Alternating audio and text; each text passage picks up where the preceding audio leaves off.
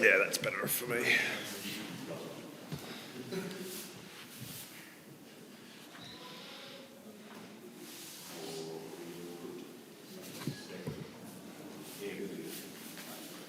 Congratulations, Sam. I suppose, what's changed, do you think, since that Port Adelaide game to now, where you guys are finishing off these close games on the right side of the ledger? I mean, we've done a bit of work over it this year.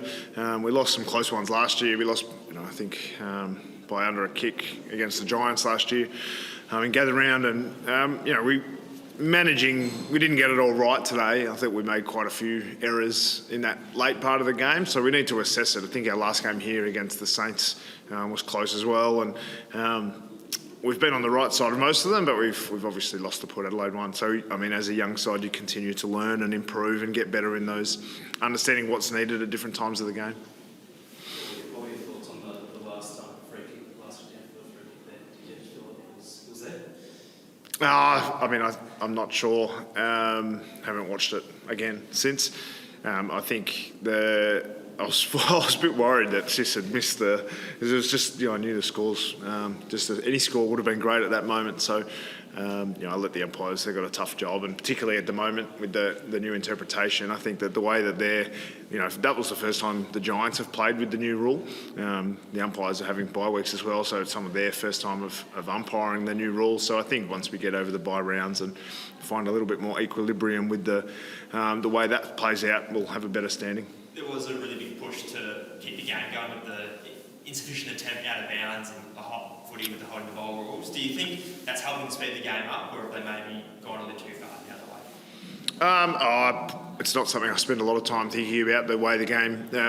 My job is to coach the football team and try to make sure that we are able to kick a score and limit the opposition. So it was a reasonably high-scoring game for down here, which was great. I thought if we had kicked a bit straighter, then we could have put a bit more. It would have been good to get over the 100-point mark, which we have a couple of times lately. So, I look at the things that I can control, and that's our goal kicking and the way we play our game, rather than the way the game should be played. I'll leave that to the league.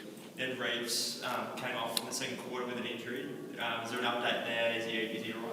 Yeah, he had I think he got a knock or got a bit of a spasm just before half time, and so we sort of gave him most of half time to try and get himself up, and Kelsier popped his finger as well, so we weren't sure exactly where we were going to go with the tools. And I think if you look at the game today, and I spoke to the players about it afterwards, that the really pleasing thing was that players and even staff, we had some staff not get to the game, and other people step into the runner and other roles on the phone, on the bench. And I think everyone stepped in for different moments. And you look at, James Warple's first half was reasonably quiet, but he really brought it home strongly.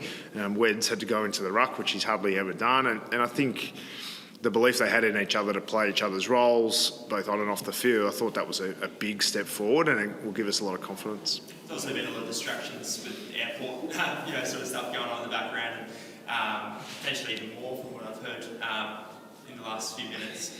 I suppose, how do you sort of deal with those things when you've got a game to play, and not try and put it in the background, I suppose? Well, I think when you're playing this game, it's a big.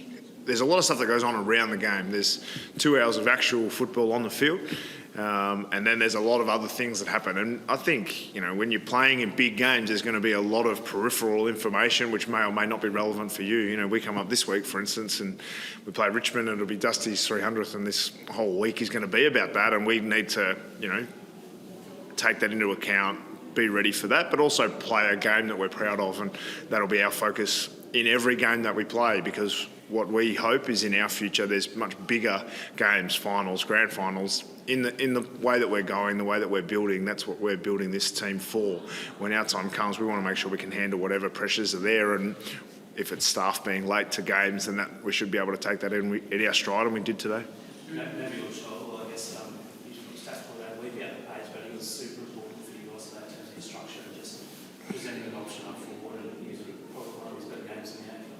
Yeah, Marbial's been, he's been as consistent as he's ever been across his career, and I think, he did some vital things for us. We knew that we were really going to be up against it with the aerial battle against GWS, number one contested marking team in the competition.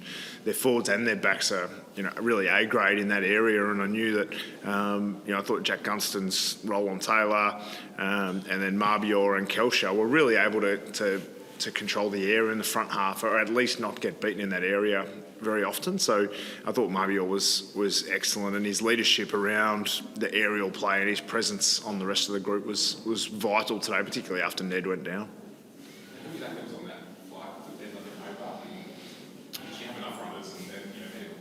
Yeah, so Zane Leonard is, for me, he's the one I'm talking to send messages out to players all the time. So then Josh McCann steps into that role, and, there was a lot of shuffling. So Brett Ratton went from the coach's box down to the bench and filled in. I think we probably had 5 or 6 staff who have, match day roles who were not there, who were coming on the day. So it was a great challenge for us, and we took it at our stride. I thought the guys did a great job. You touched on the Richmond game next week and how big that's going to be. I guess the chance to play the spoiler a little bit. Is that an exciting challenge for the boys? Do you want to be excited by that sort of moment? I'm not sure. I haven't thought too much about it at this point, but I think we all look at Dusty and himself as the individual and say what he's done for the game has been phenomenal. As good a big game player as we've ever seen.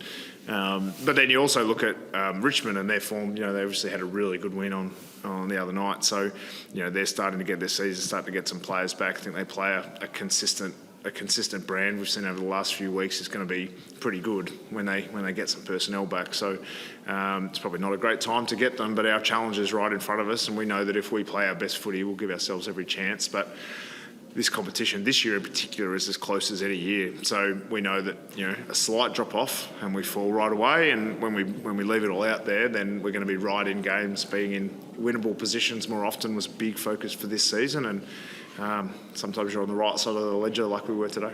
Nice to have one really final spot game, I guess, in that first half in terms of just the pressure both teams exhibited, and I guess does the team sort of start to think about finals as a chance now, or do you just keep going game to game and that'll work out? So. I certainly don't think that far ahead. We're really focused on what's right in front of us. We know we've got a long way to go. We're far from a finished product. We're learning every week. We have a quite a consistent midweek process where there's, we'll review this game, learn from this game. We'll spend the middle of the week learning the next step for us. What's the next step in our progress?